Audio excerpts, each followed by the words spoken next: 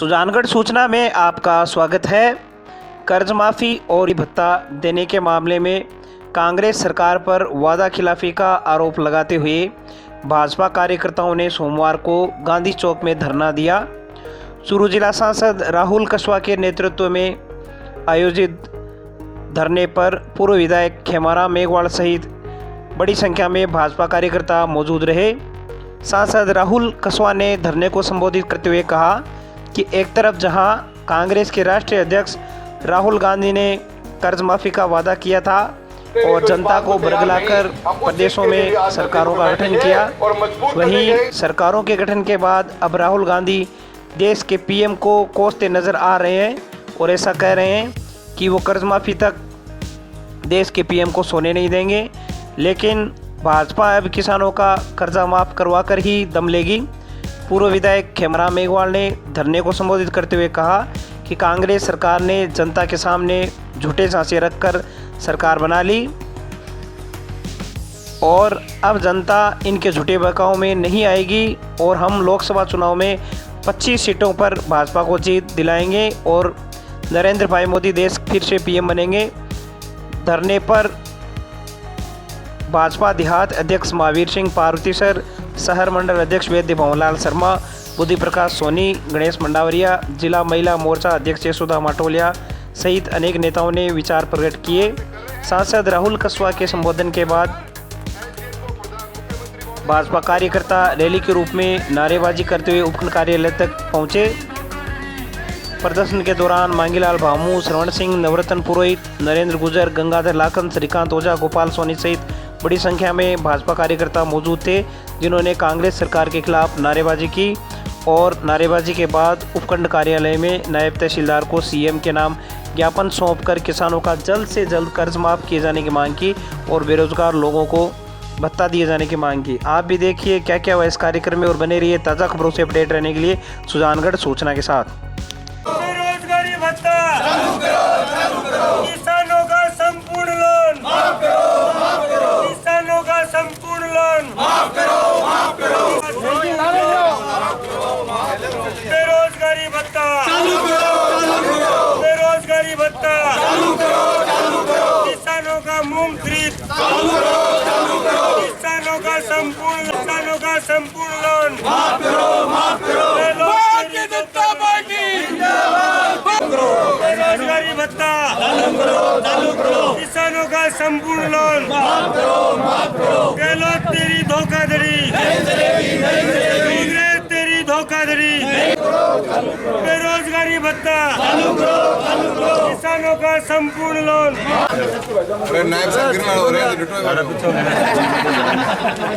देखिए, आज हमारे पूरा देश भर के अंदर हमें आज देश भर में क्या हम राजस्थान प्रदेश के अंदर जो कांग्रेस सरकार ने चुनाव में लोगों को घोषणा करी, झूठे वादे करे, किसानों के कर्जे माफ़ करने की बात करी।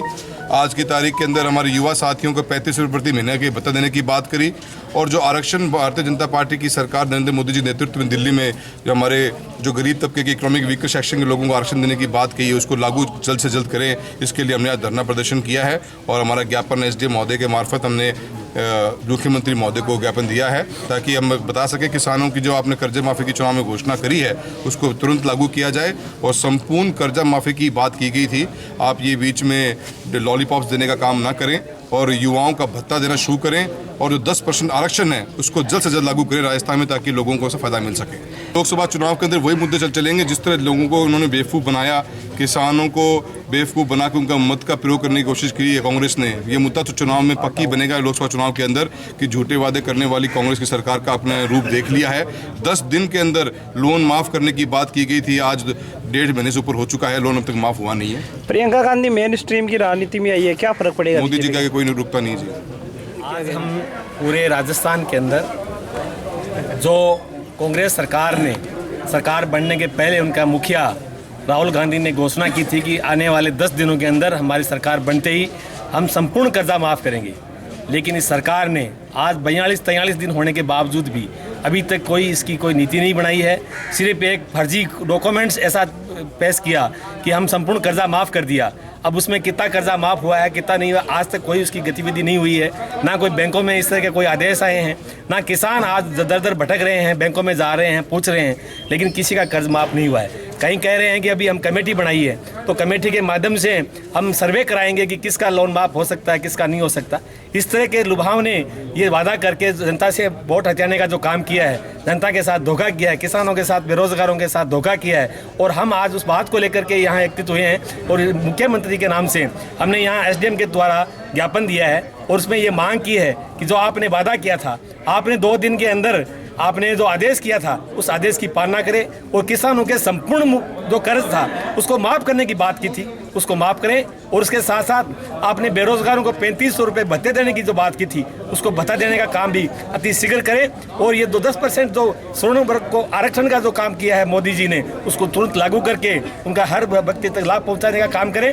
और यही मांग लेकर के आज हम यहाँ आए हैं और निश्चित रूप से हम इस सरकार का घुटना टिका देंगे अगर ये काम नहीं करेंगे तो। और लोकसभा चुनाव में हम 25 की 25 सीट जीतेंगे, ये हम आपको विश्वास लाते हैं। आज जनता समझ गई है कि कांग्रेस ने जिस ढंग से लोभावने वादा करके और जनता को ठगने का काम किया है, अब दोबारा ये जनता उसके विश्वास में आने वाली नहीं है। और निश्चित रूप से लोकसभा चुनाव में हमें भारी मतों से हम चुनाव जीतेंगे, यही मैं कहने के लिए आपके बीच में आया हूँ।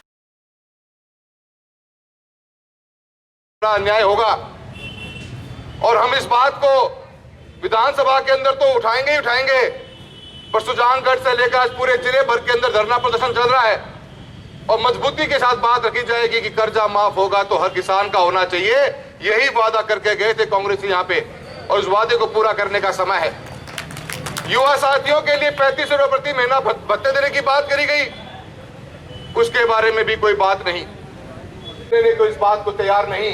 हम उस चीज के लिए भी आज धरने को बैठेंगे और मजबूर करने गएंगे, उनसे रिक्वेस्ट करेंगे, मजबूती के साथ बात कहेंगे कि जब और स्टेटें भी खरीद रही हैं 25% से एक्स्ट्रा मूंग, तो आप भी जिन भाइयों का टोकन कटा हुआ है किसानों की मूंग खरीदने का काम करें। मित्रों, व्यवस्था कैसे भंग हो जाती है आप देखिए। यूरिया की खरीद की बात चली थी, यूरिया की सप्लाई की जब बात चली, जिले के अंदर 6000 टन का टारगेट और यहाँ यूरिया पहुंच नहीं रहा जिले के अंदर। मैंने मंत्री महोदय से मिलकर वहां दिल्ली में बात करी, हमने कहा जिले भर की यूरिया के अंदर यूरिया की किल्लत आ रही है, लोगों की रिक्वायरमेंट पूरी नहीं हो पा रही है, कब तक यूरिया दिया जाएगा। मजबूती से बात करी, सारे जब आंकड़े इकट्ठे करें तो मुझे आपको बताते हुए खुशी होती है कि राजस्थान की सरकार को भारत सरकार ने जो उनकी सालाना रिक्वायरमेंट थी उससे 50,000 टन फाल मालतू दिया कि यूरिया की कमी के कारण किसान दुखी नहीं होना चाहिए।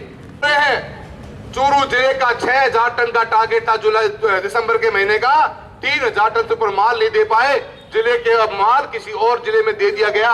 इस मुद्दे को भी हमने मजबूती के साथ उठाया है और हम इसका भी धरना देंगे कि हमारे हक का यूरिया अगर भारत सरकार ने राजस्थान को भेज दिया तो राजस्थान सरकार ने चूरू को वो यूरिया क्यों नहीं दिया, इसका भी हम आज बात उठाएंगे ताकि किसान भाइयों को इसके बारे में बात का पता चलना चाहिए कि हमारी कमियां कहां पे हो रही हैं।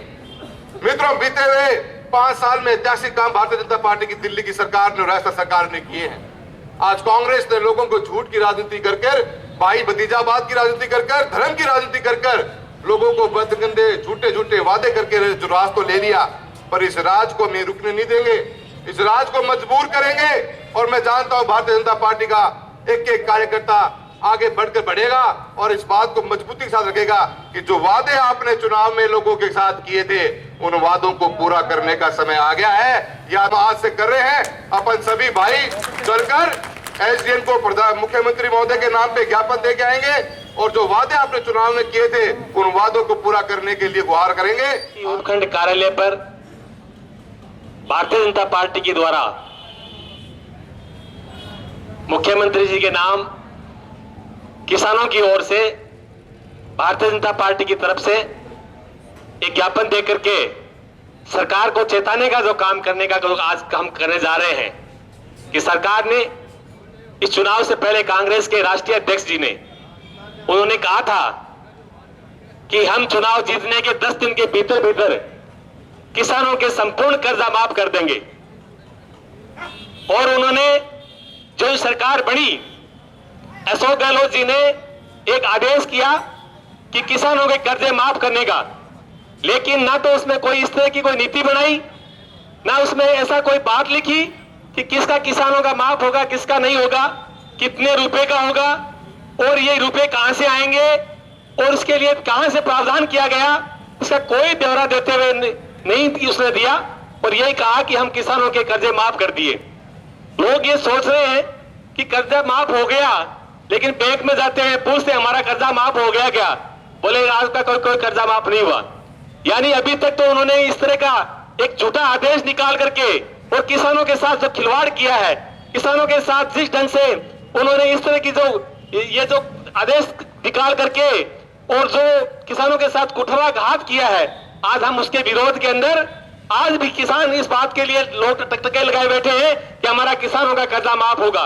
लेकिन सरकार ने अभी कई दिन पहले उन्होंने कहा था कि हम कमेटी बना रहे हैं, उसमें फला मंत्रियों को हमें बैठा करके ये सर्वे करवाएंगे कि कहां कहां कितना कितना लोन है।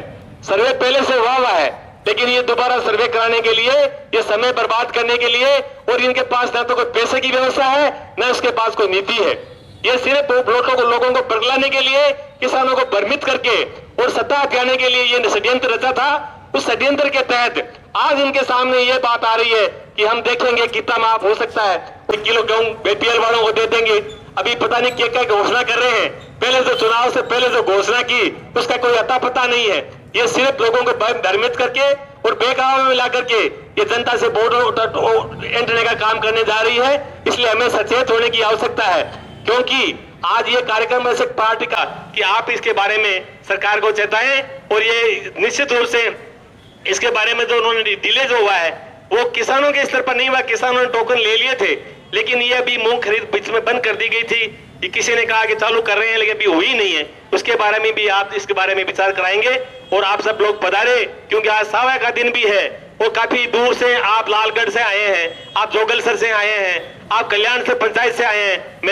मैं इस बारे में एक बात कहना भूल गया कि हमारे ओम प्रकाश जी नायक जो अभी चुनावों के बाद में पंचायत समिति सदस्य के रूप में कांग्रेस को हरा करके और 8 वोटों से जीत करके हमारे बीच में आए हैं, ऐसे हमारे ओम प्रकाश जी को मैं बहुत बहुत बधाई और बहुत बहुत धन्यवाद देना चाहूंगा कि आपने ऐसे से सुजानगढ़ के अंदर पहली जीत दर्ज कराई है। इसके लिए भी आपको बहुत बहुत धन्यवाद। को पता चल गया और उन्होंने ब्लॉक मेंबर ओम प्रकाश जी को जीता कर भेजा है। लोग समझ गए हैं, क्योंकि बार बार धोखा देने वाले और झूठ बोल कर वोट लेने वालों का ज्यादा चलने वाला नहीं है। अब ये झांसा दे देकर पुनः ये चाहते हैं कि हम केंद्र में सत्ता में आ जाएं। मित्रों, कभी विश्वास नहीं करना। इनका क्या विश्वास, भारतीय दीन धर्म ईमान बेचते, जाने कब खुशियों के खातिर, जाने कब रुपयों के खातिर गलियों की मुस्कान बेचते। अरे जरूरत हो तो ये ताजमहल और गंगा का मैदान बेचते। अरे ये जाने कब कुर्सी के खातिर सारा हिंदुस्तान बेचते। लोगों का भड़का हुआ है इनको। इसलिए मित्रों, आप सावधान रहना। बार बार झूठ बोलकर इनकी काट की हांडी बार बार नहीं चढ़नी चाहिए। आप पूरा सावधान रहे। निश्चित रूप से आने वाले लोकसभा चुनाव में पुनः हमें भारतीय जनता पार्टी के नरेंद्र मोदी को ही प्रधानमंत्री बनाना है। इस संकल्प के साथ आप गांवों में लग जाए।